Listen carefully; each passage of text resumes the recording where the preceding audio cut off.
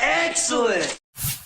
What's up guys, welcome back to Paul's Hardware. Corsair sent me over this brand new case to do a video on, so it is called the Crystal Series 570X. It is a completely tempered glass covered case, a trend that I'm going to take complete responsibility for since I did my tempered glass side panel mod with Arctic Panther. But I figured what better way to go over this case for you guys than to, well, take it out of the box first of all. I'll run down the features and I'll go ahead and build the system in it. I've got all the parts for that right back here, and then we'll come back and I'll give you my thoughts.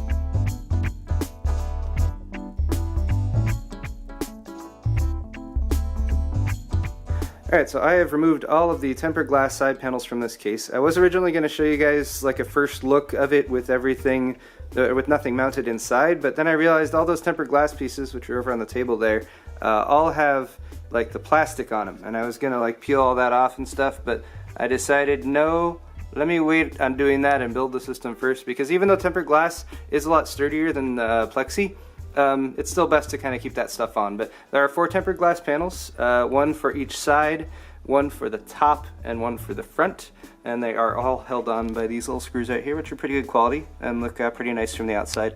Also, of course, you get a pack of accessories in the box. So if it's not obvious already, this case is definitely designed for somebody who wants to have a good look at everything going on inside their computer, not just from the side, but also from the other side where the cable management goes, even from up on top, and of course from the front. So let's quickly run down the features. Why don't we start with dust filters, since they're covering things right now. These are pretty easy to pop off, at least once you remove the 4 screws for the tempered glass side panels. These are just held on by magnets, and look at that full coverage right there, with plenty of space for the air to flow through. And then behind it, the 3 120mm fans. We'll come back to those in just a moment. This top also removes, again, just with magnets, like so. So full coverage with dust filtration for the top, and then we do have a dust filter down on the bottom. It is a little bit more standard style, at least from what we've seen in the past. Slides out from the back, and a bit smaller one there for your power supply. Back to those fans up front though, it comes with 320mm fans included, and these are all RGB, which I'm sure I will demonstrate once I get this case actually set up with the system inside and able to power on and everything. They're all in the front, so you actually don't get any, at least pre-installed, exhaust or filtration for the rear or the top of this case, but you do have lots of radiator support. So you can do 360 in the front, you can do a 280 in the front, of course you could do a 240 or 120 or anything less than those max radiator sizes. You can also do a 280 or 240 in the top, or a 120 of course, and then you got a 120 mount here at the back as well.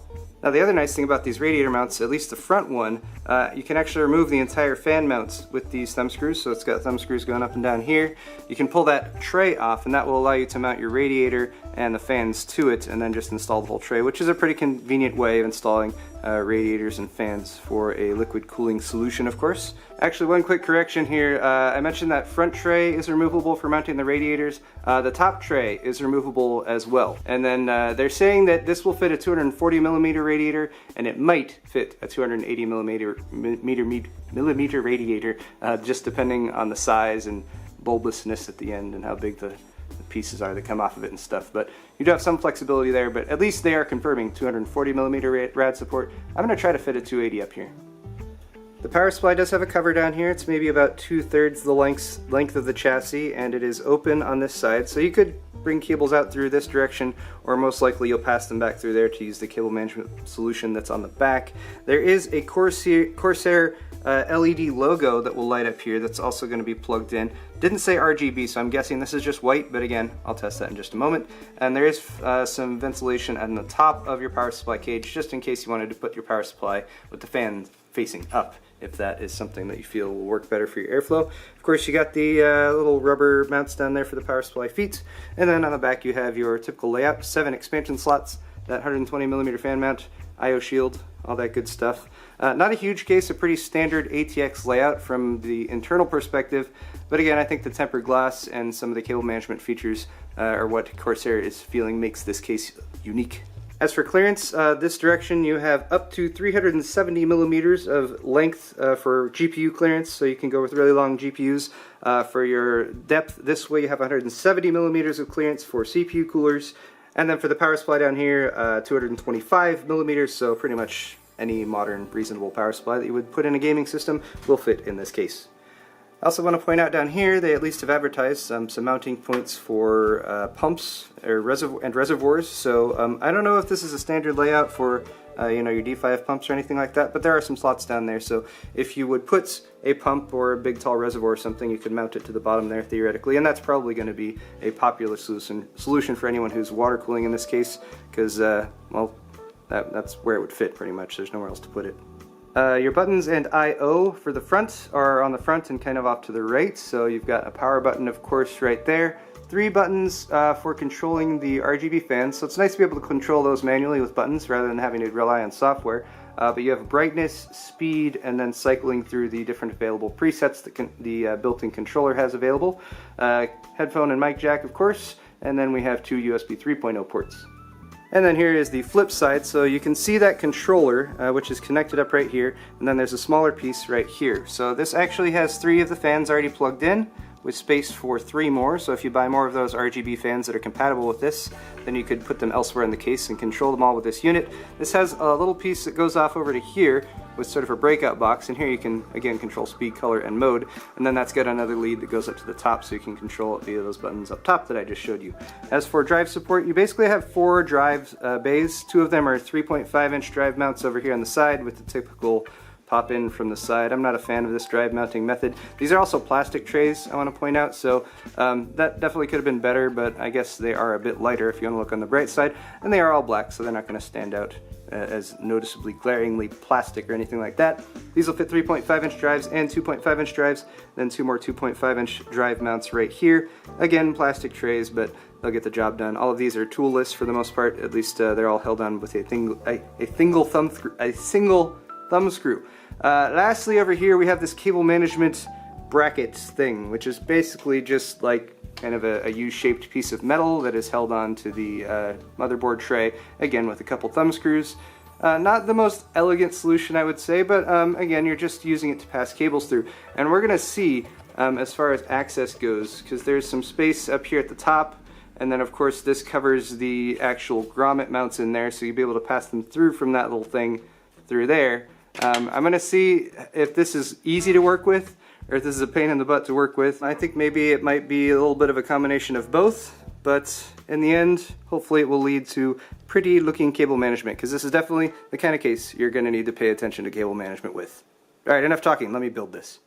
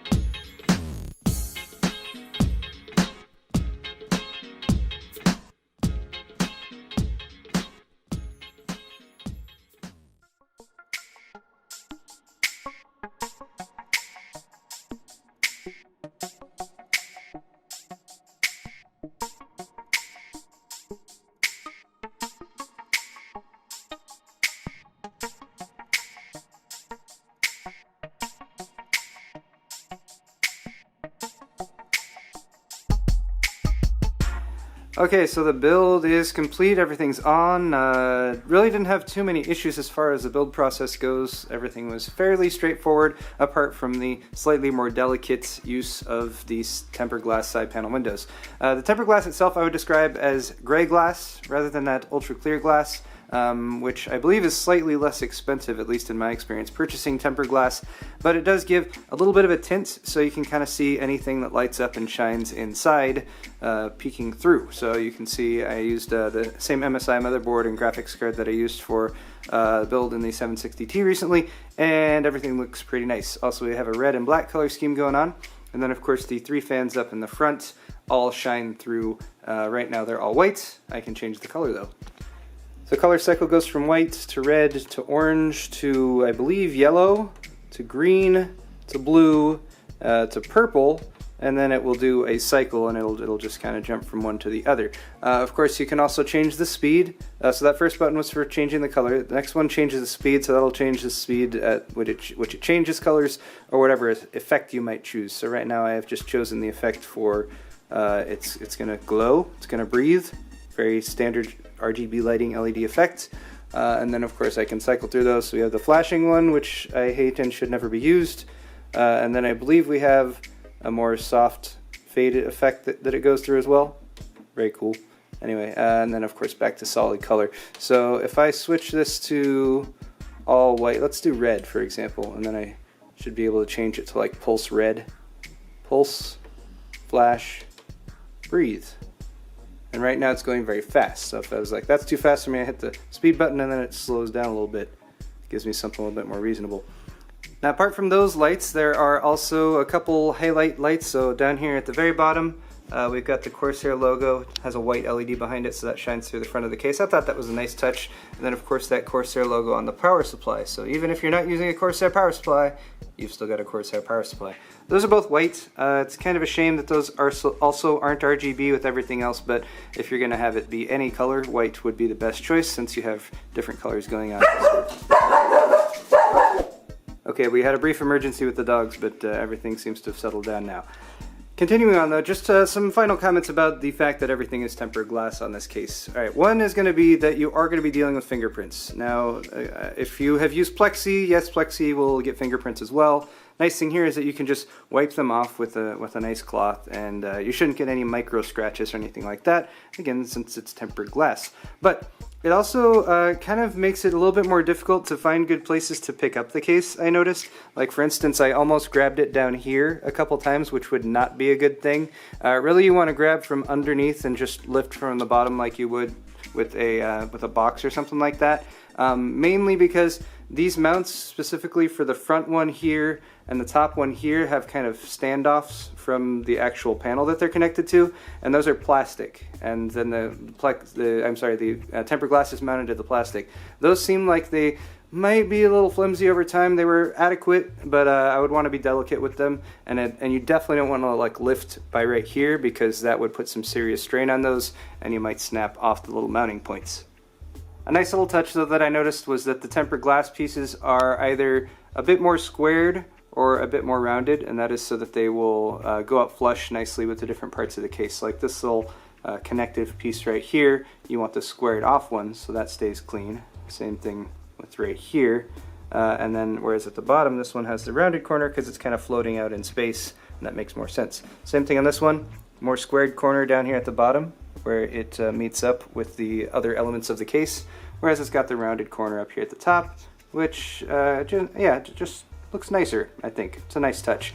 As far as airflow goes, you are going to be dealing with a mainly open air type of chassis. You're not going to really have much in the way of pressure building up in here, pretty much because everywhere that these tempered glass pieces sit, there is a gap to some degree, so it's pretty much just open between those, which is fine, but I actually think that the intake configuration that they have with 3 fans just up front is going to be just fine. Okay, I removed the side panel windows to give a few comments on the interior. The first thing you might notice is my 280mm radiator here at the top was a little too big. Mainly I was dealing with a space clearance between the heatsink for the VRM on the motherboard and the fan here. So I'm actually still running it, but I only have a single fan attached here. I was able to get enough clearance by removing that second fan. What I was going to do is just grab a 140 140 or a 120 millimeter rad and put it up here, up there. And then I realized, no, I can still fit this.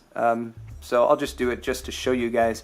That's a 280 millimeter radiator. It does have some shift ability this way and that way, but not forward to back. So you definitely will have some issues with certain motherboards with clearance, particularly up in this area.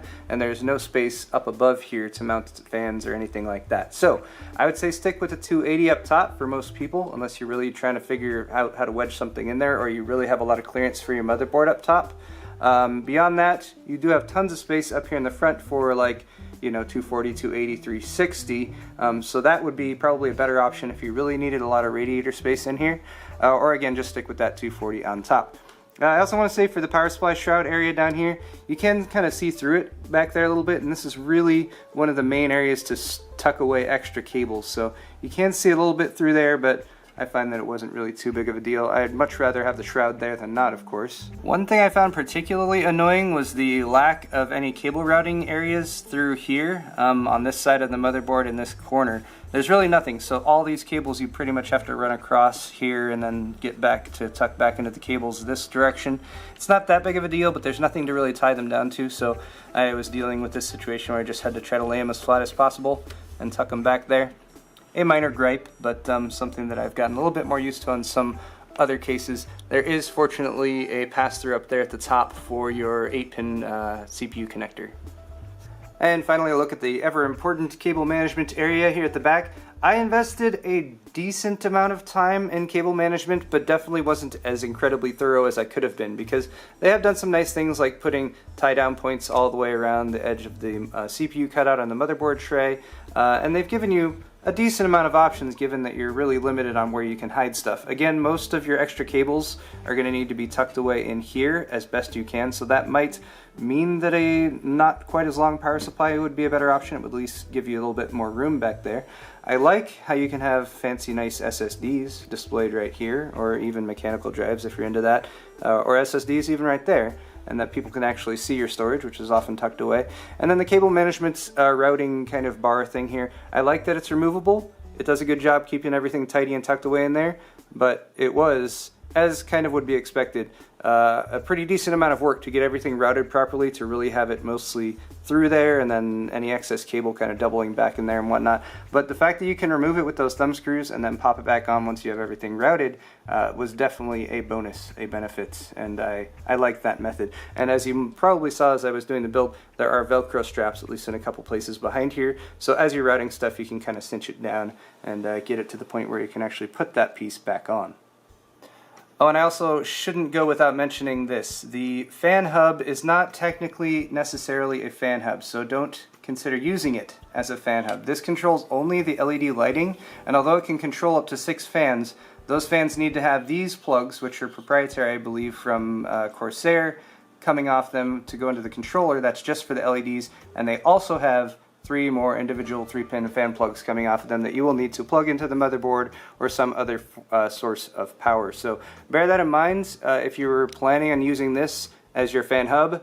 No, it's only for the LEDs. So that's not a bad thing, but don't be buying this thinking it has a fan hub integrated. Okay, actually one final thing, and that is that this does not have a reset button, so bear that in mind as well. No reset, and actually no hard drive LED connector either.